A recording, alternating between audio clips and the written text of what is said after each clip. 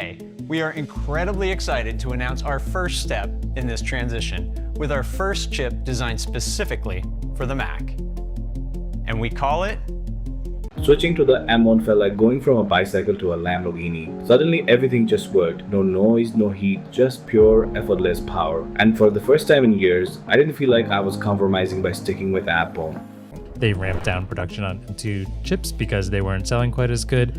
And I think it's really obvious why, because M1 was just insane. This is a traditional PC. It has a graphics card, a cooling system, a motherboard, and a CPU, all separate components working together. But this is the M1 chip. That's it. No separate components, no bulky cooling system, just a single piece of silicon that combines CPU, GPU, and more. And the way it functions makes it not only more efficient, but capable of producing the same power, if not more, while using less energy. For years, I've watched Apple struggle with their computers. My Intel Mac was powerful, but Intel Mac was loud and hot and often made me question why I wasn't just switching to Windows. For the same price, I could have had a machine that didn't feel like it was about to take off. So how did Apple go from struggling to dominating the laptop industry almost overnight? This is the story of how a single chip revolutionized an entire industry, how Apple bet everything on an idea that seemed impossible, and how the M1 didn't just change computers, it changed the way we think about technology forever.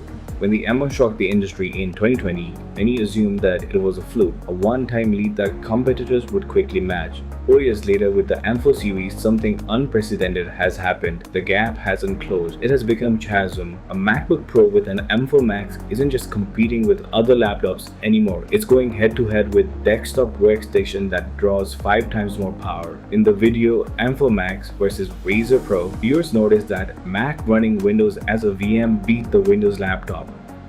A MacBook running a virtual version of Windows software that typically cuts the performance in half outperforms a 4000 Razer laptop with a cutting-edge RTX 4090. But if we take you back to 2005, Apple was in trouble. Their PowerPC chips were failing behind. They couldn't match Intel performance, couldn't keep up with the battery life, and were hemorrhaging market share with Windows PC. Apple needed a savior, and they found one in their oldest rival, Intel. Steve Jobs took the stage at WWDC 2005, and what happened next sent a shockwave throughout the tech world.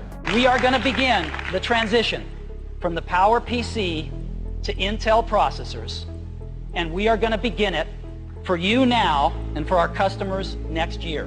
The same Intel that Jobs had mocked over the years was about to become Apple's closest partner. After the Intel integration, Macs worked beautifully. Macs would even run Windows. They're faster than ever. The MacBook Air revolutionized the laptop design. Apple was selling more Macs than ever before. But beneath this success, trouble was brewing. While Apple's iPhone chips just got faster each year, Mac seemed stuck. Touch it, and you'll burn yourself. Do any real work on it, you'll probably burn your whole house. Intel's processor ran hot, really hot. They needed to elaborate cooling system just to maintain basic performance. And even then, they often throttled under heavy loads. By 2019, the table had turned completely. Intel, once Apple's savior, had become their biggest limitation. The same company that made phone faster than most laptops couldn't build a MacBook that could edit videos without overheating. Intel had saved the Mac in 2005, but now, 15 years later, Apple needed another revolution, and this time they decided to save themselves. The M1 revolution didn't start in 2020. It didn't even start with computers. It started with a projection that would haunt Intel for decades.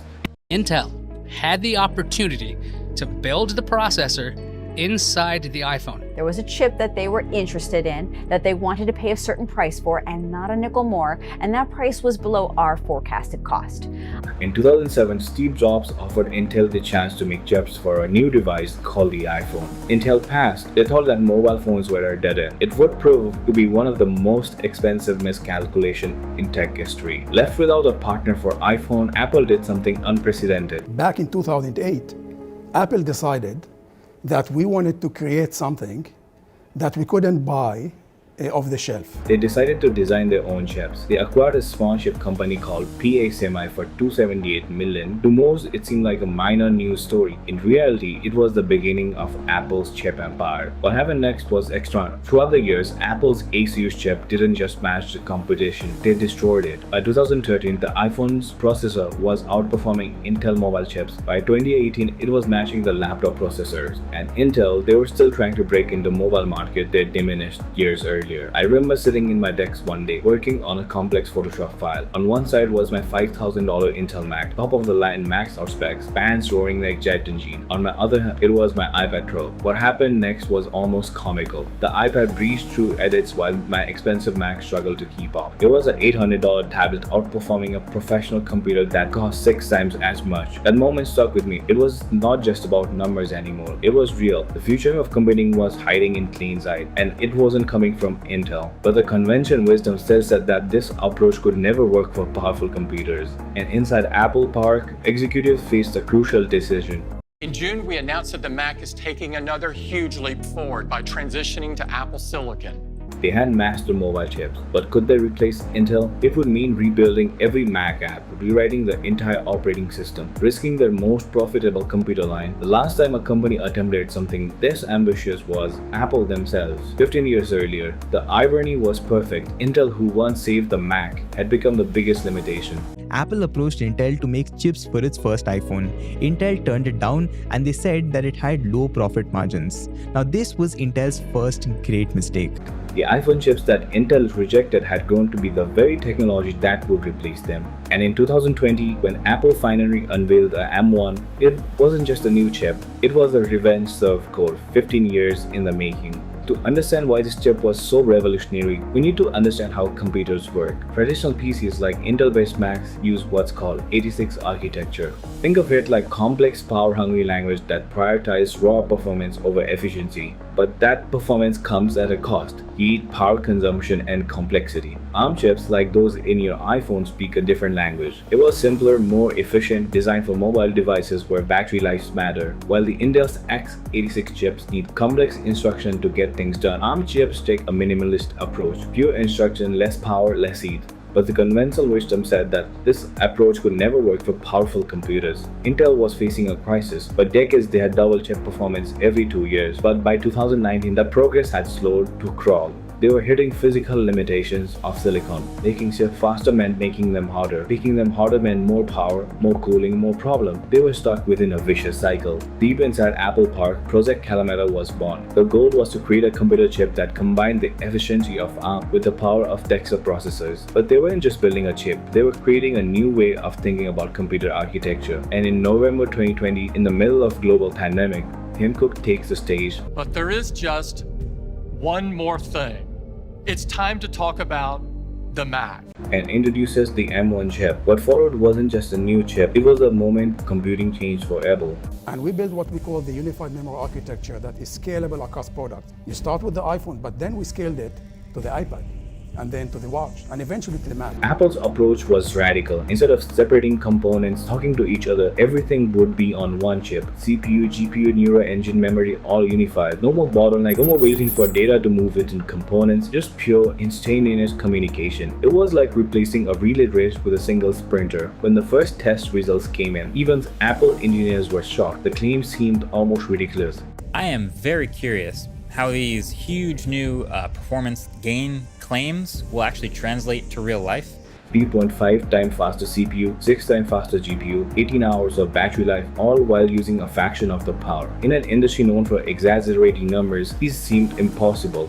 But Apple wasn't exaggerating, they were being conservative. The chips wasn't just matching Intel's performance, it was destroying it. Running so cool didn't even need a fan. They hadn't just built a better chip, they had revolutionized what computer chips could be. The single core score and the multi-core score were both higher by a pretty decent margin. That's weird, right? That's a little odd. When the first M1 Macs arrived, something unprecedented happened. Video editors could work for hours without hearing a fan. Developers saw compile time cut in half. Photographers could edit massive files with zero lag. The entry-level Mac 1 Air was outperforming $6,000 Intel MacBook Pros. And got this score, which already puts it above every laptop they've ever made in single core performance. I'm recording this on an M1 Max MacBook Pro that I've had since launch. You know how many times I've heard the fan spin up? Probably twice. Twice in years of daily video editing, rendering, and pushing the machine to its limit. My old Intel Max fan would spin up just by opening Chrome. This thing, it handles 4K video editing like it's reading a text file. Now 5 years and 4 generations later, something remarkable has happened. The M4 chip is here, pushing the boundaries even further. But here's the thing, many M1 users, including myself, aren't upgrading. That first generation chip, the one that revolutionized computing in 2020, is still so momentarily powerful that simply no need to upgrade. Every time a M-series chip is announced, people ask if I'm upgrading my M1 Max. They ramped down production on M2 chips because they weren't selling quite as good. And I think it's really obvious why, because M1 was just insane. My answer is same. Why? When I can edit multiple 4K video streams without any hiccup, when my battery lasts all day, when my computer stays silent under heavy loads, exactly am I upgrading for? It's like buying a rocket ship in 2020 and being told that out there is a slightly faster rocket ship. When you're already traveling at the light speed, does it really matter? I mean, the biggest problem that Apple is having with MacBooks is that they are so good that people don't want to upgrade it. The impact on the industry was so systematic. The day lower yesterday, down another 5% plus today.